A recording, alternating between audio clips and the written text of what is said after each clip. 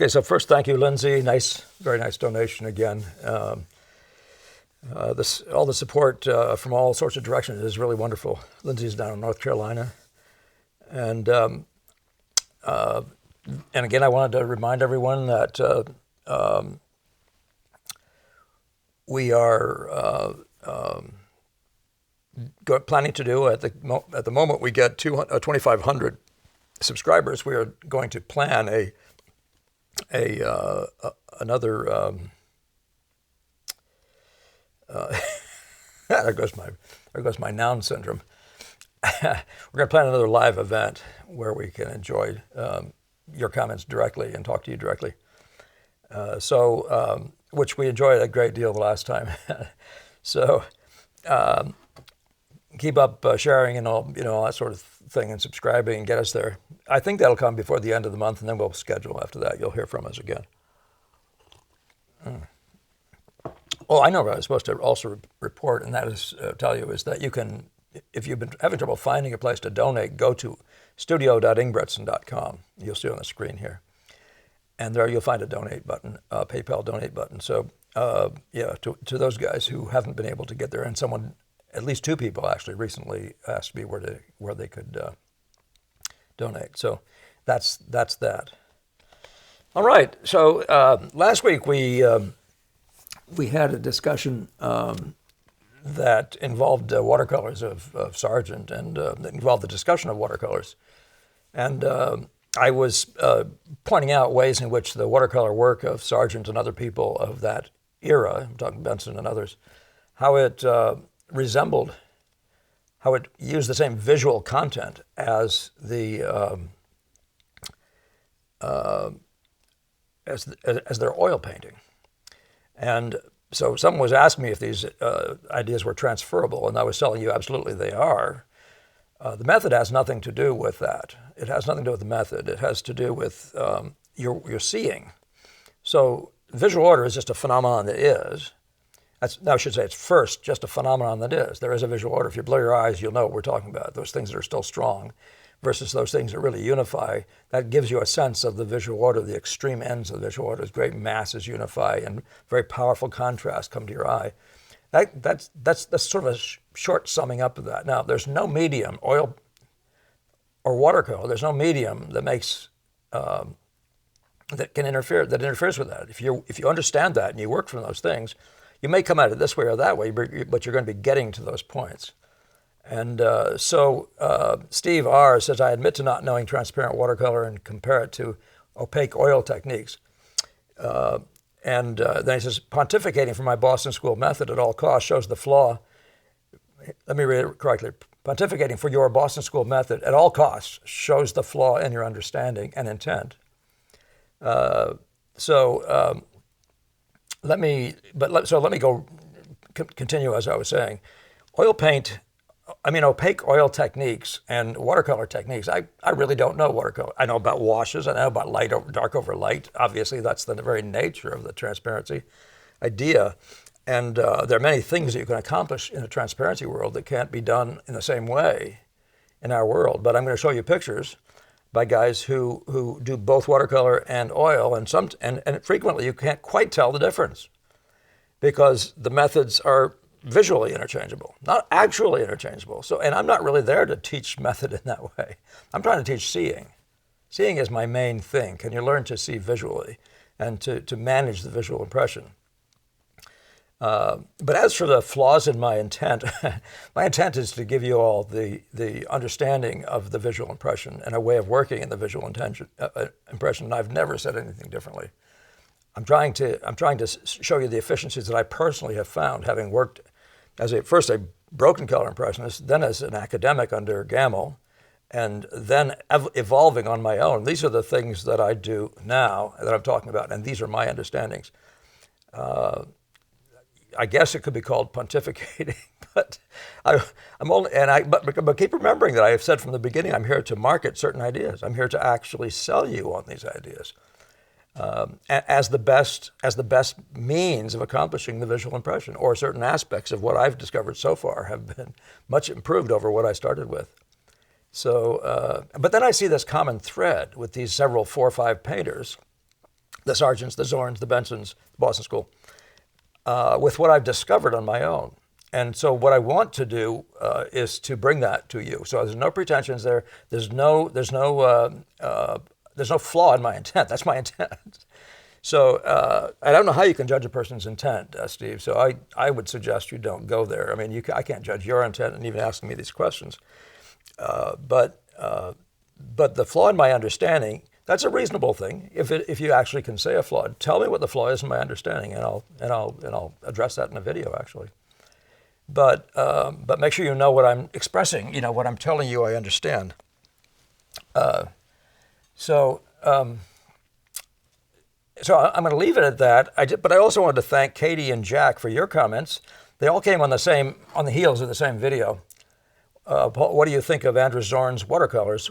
Would appreciate your comments. These were my favorite watercolors.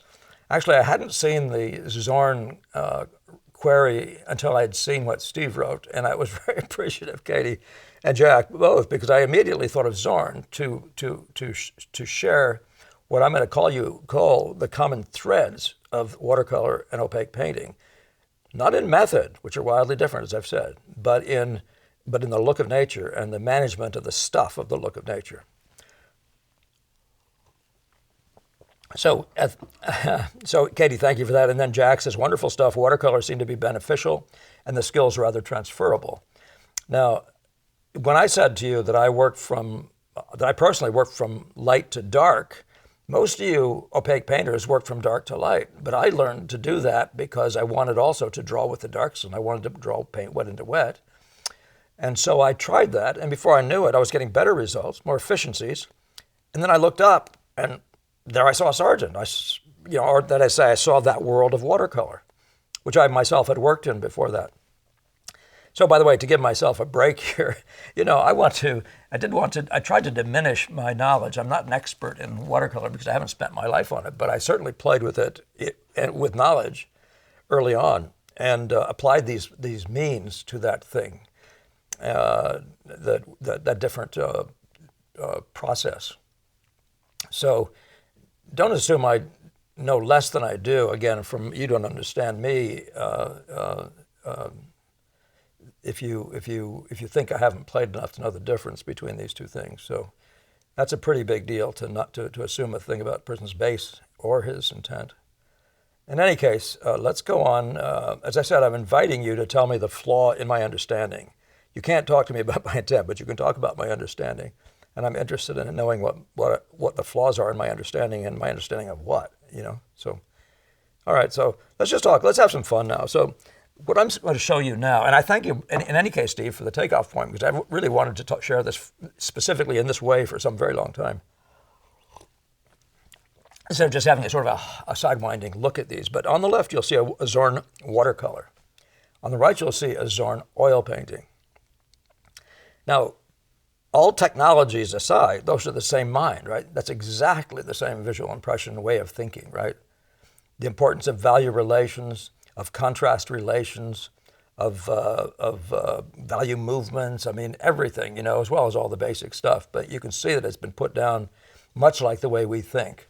In both cases, it looks like it's been put down the same way with the idea of major masses and leading effects. And he's really got the order there. The visual order is correct. It wouldn't look so impressive and powerful. I'm talking about the watercolor now. But in either case, right? One of those beautiful results of the way we work, the visual effect model, is that you get this incredible sense of depth in the painting. The more you run away from the outline of objects, the more you get depth, the more depth you get. And of course, you have to manage yourself so you're not getting more depth than is visually plausible. But it's a beautiful thing to see. So there's Zorn, and this is Benson. And either one of these could be a watercolor, right? The upper one is an oil painting by Benson, and the bottom one is a watercolor. I picked these because they both have what I call a slightly caricatured figure, so I thought they had a certain similarity to them. Oh yeah, let me get my bright shiny arrow. I think it's this thing. There we go. But again, you're going to see basically the same thing. This guy is not two different people, and the watercolor is not inhibiting him one. Now he's obviously making the light here. The paper is the light. You know, with oil paint, you can do all sorts of other things. You can, well, by the way, you can make this light lots darker. You're going to see some later where the lightest light is pretty dark in a watercolor. So he's not stuck with that. But it's true that the guy on the right is working from the light, major masses of the lights and setting up the darks. Doesn't mean you can't put darks in early, but they sort of get messed up in the process of putting washes down if you have to do them through them. So take heed that these two paintings, both by Benson, Boston School guy, have the same visual content, right? So you can do it in either case, and that's primarily what my point was. And there are ways of doing it. Your way of thinking doesn't have to leave you because you switched from watercolor, but your technologies will be different, as I said in the last video. So here's more Benson, the watercolor on the bottom again, and either of the top two could be watercolors, couldn't they? And I've shown some of these before, maybe not this one. But you can see the methodology is the same. There's a lot of sort of nothing areas, and there's very precise drawing and work in those areas that are highly readable, such as this here, or whatever you see for leading effects, which is true of all these. This way of working that's classic for this way of working. These major value spots and what happens where they read best. So there's no difference at all between the mentality of the painter in those two methods, in those two looks. If I misspoke, by the way, and used a word like the technique, the technology, or something like that, that's fair enough. But consider it to be a misspoken. I didn't look back at the video to see if I'd done that. It's always possible in my haste. Here's Odgen Pleissner. Pleissner, the watercolor, the above is a watercolor. Ogden Pleissner, by the way, who is a friend of Gamel's, as I said last time, and was about the same age as Gamel, and we met him at his summer studio when we were working there as students. We met Pleissner, so they were friends. But and Gamel had enormous respect for him, and you can see why. But here's a watercolor, beautifully made, and he would make his oils frequently from these or with the data in these watercolors. So here's an oil. As you can see, we have basically the same look, don't we? The way of approaching painting, the way of approaching the visual impression, rather, not the way of approaching painting technically, is exactly the same. Okay. And the relationships of values, all that stuff is exactly the same, and his goals are the same, much as I've already expressed. And here's another one by Pleissner. The one above is a watercolor, the one below is an oil. Either one of them could be either, couldn't they? So, I'm not here to sell watercolor technology or to pretend to be a knowledgeable person about it. I'm just simply showing you that the net result, they have one mind, right? It's the visual impression. Now I'm giving you Sargent on the right, a watercolor, and then Sargent on the left, an oil. And I did that in the last video. So again, if you think the thinking is different, you'd be wrong. I mean, we're talking about the unity of major masses and the articulation of leading effects, such as this collar thing here, or these collar things here, and that process of ordering the effects. And of course, the values of the major masses and all those sorts of things. But either one of these, as you can plainly see, could be a watercolor or an oil painting.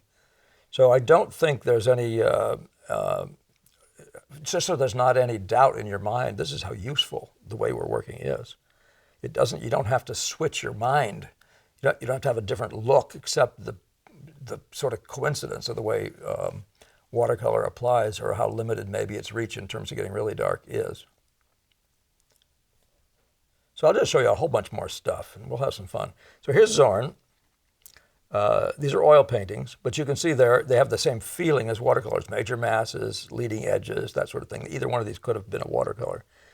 Both, as I understand it, were oils. This is at the Gardner Museum in Boston, and this is over in Sweden. Oh, I don't know what their major museum is called, but I think that's where it is, their state museum. Now here's Zorn as a watercolorist, and you can see the mentality is exactly the same. It's the mindset of the tonalist / in other words, the person creating light by tone. Seems to have been similar in his background to what Sargent's was. At least he had that same sense that you didn't have to have a whole bunch of color to get the sense of light. You just had to order your values and your contrasts well. And you can see in all three of these, these two easily could be oil paintings, couldn't they? So what's the difference, right? So technically, yep, they had to be approached differently, but in fact, they are the same mind, right? This is the visual order that's driving both of these guys and all the people you've heard about so far. Now here's a couple that were also at the Gardner Museum, and they're oil paintings, but they could have been watercolors, but they're oil paintings at the Gardner. I believe both of them are at the Gardner. I remember seeing them in person and admiring this lovely range of color light, impressionist light and impressionist color. You can see in lots of his work where he's using broken color and that sort of thing. But in the treatment, for example, of the rocks or even the leaves, you can see how that could have been a watercolorist working there. Their ways, their look is so similar that sometimes I can't tell which is which, and you can't either.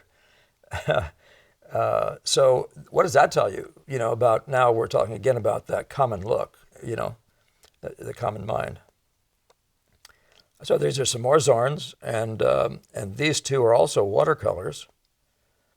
So you can see but they look like they could easily be paintings. The upper one looks like it could be a Jonkind or one of the Dutch guys, which is where sort of that evolution of of the tonalist way of working was evolving way early on before Monet.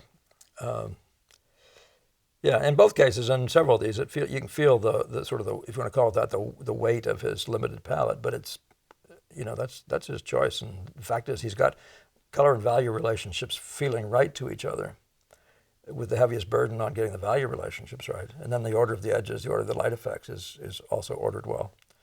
So that's the stuff we're basically talking about. Again, any number of marks in the middle of these paintings could be done with an oil brush, and frequently that's his look. So these are oil, and again, you'll see similar marks in here that feel like they could be watercolor marks, sort of the ones down here perhaps. But by the way, in all these things, I'm taking the word of what I find online to say that they're oils. That's why I say some of these are so similar. But this one feels like it's got wet paint texture up in here, and shows other signs of what I call oil painting. So does this one. So I'm assuming that both of these are oil paintings.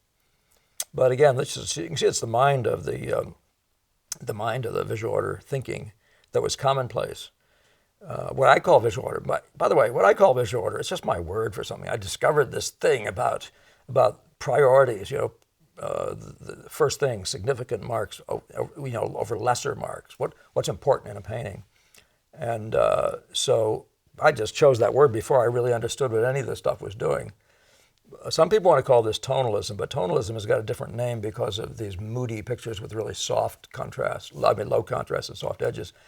And so tonalists, when you talk about Manet, who was famously a tonalist, or even the early Sargent, who you'd say got all his results, most of his results without impressionist color early on, who then switched. But that is the thinking that goes with the tonalist mindset, that, to whatever extent it comes out of Velázquez. Now here's Sargent's, 3 Sargents, any which of one could be, except for their darkness probably, could be a watercolor. You can see the mark making is exactly the same. Now none of these is a watercolor, they're all oils. The one at the bottom noticeably feels like a watercolor. So just saying, so this is a look that I'm trying to get across to people, the look of the visual impression. This is talking about expressing major masses and the relative dominance of certain spots over others. And I am talking about spots, not objects. And so finding the visual order, the order of things visual, where's the highest contrast, where's the lowest, where's the darkest dark, lightest light, and all that stuff in that range of values. And these great unities that you could call relatively lost in themselves, and and those points at which the contrast is so high that you can't resist it, and that's where your primary drawing is. So, and you can see those kinds of places can happen way out here. I have people arguing that Sargent wouldn't put a sharp edge out of the outside edge because of this focus thing, but here it is, right? This is just as strong as this. Here it is way at the outside edge. It's so wrong to think that. Here it is again, out here, way out at the edge. When you can see the center of interest in this picture is way, you could argue it's right here. But certainly these guys, in a certain way of talking about centers of interest, are where you wind up. So there's a lot of those ideas about how Sargent would have put soggy edges out here and you just focus with it, just fall away when you look at pictures like these. On the other hand, this one has nice sharp edges right in the middle, so have a nice day. By the way, and this is another point, there's the point of interest, a visual PowerPoint. So we talk about interest, we talk about visual strength, we talk about interest meaning human interest, and sometimes they aren't the same thing. Something to think about. Now here again, we're back to Pleissner just for a second. These are all watercolors. And you'd argue that the one on the right is what most people have concluded that watercolor does best, right? These beautiful washes and very faint contrasts and wonderful movements of values and colors and things like that. And then some popping out stuff. But look at how much he's doing trees that way. He's doing this picture is being done that way. These are all just still lifes being done almost as if they were oils, right? So again, I will repeat for Steve and for anybody else who misunderstood me that the methodology of watercolor is way different from that of painting. Except in some places where it just isn't. And I've mentioned that, like the idea of putting spots down, which we saw on the windows of one of those Venice places. And so it'd be very likely the guy might set a couple spots out here, right in this area here. Perhaps slightly, maybe like the value of that, just to get an idea where he's going to put that boat, or even to throw some basic lines there, if he didn't already do pencil lines. And then when he sees where he's going to be, that's just putting out a blob chunk, and then he can evolve it from the drawing edge, from the leading edge, from the key points, that set it up in the page. So moving to set up those points. So those things, though. That's just a difference in technology. You're coming gradually to be safe. It's a one-way street. You don't get to go, the difference between opaque and transparent, or watercolor that is really in oil, is that in oil you can go back and forth between being lighter and darker. It's a way different problem trying to keep your lights fresh in a watercolor. You can't dirty up the whole field. And we all know that, right? You don't have to be a watercolor painter to know that. So these are 3 Sargent watercolors. Again, I'm just showing you because I want you to be able to see. Here's Pleissner, here's Sargent. And a few seconds ago, I was showing you Zorn, if I don't show them again. But so you can find, I should have found one, but there are this same painting or one like it is done in oil as well, just a piece of a brook curving around, where you can see him doing exactly the same things in watercolor and oil. But the visual order doesn't change, right? The visual order just is. And so you have to find the best ways to manage it given your medium. And that's the bottom line for all this stuff.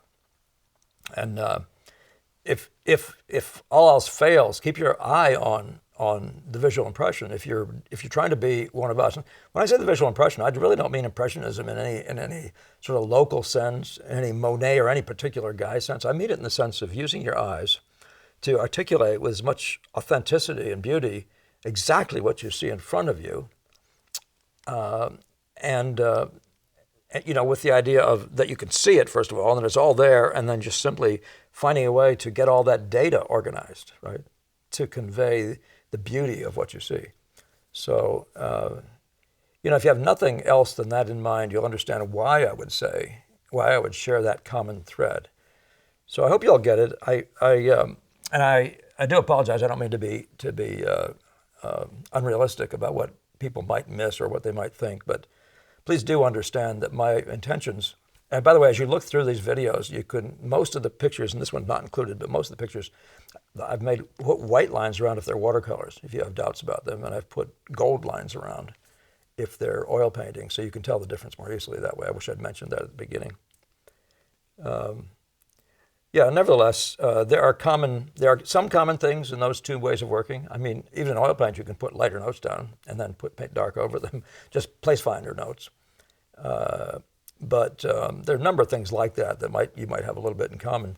The one thing I personally do differently, a lot of people may not have back then, is even in oil painting, I don't do any significant amount of drawing at all. In fact, I probably don't do any at all. I just do spot points and angles and stuff like that. So my method I don't, watercolorists obviously are typically they're drawing lots of lines and I do the same thing, by the way, in charcoal drawing on white paper. If I want a fine finish, I put light lines down, and so that the integrity of the whiteness of the paper isn't lost in this process of the searching process, which you always want to do if you're an impressionist. You want to put down marks and watch them in relation to each other.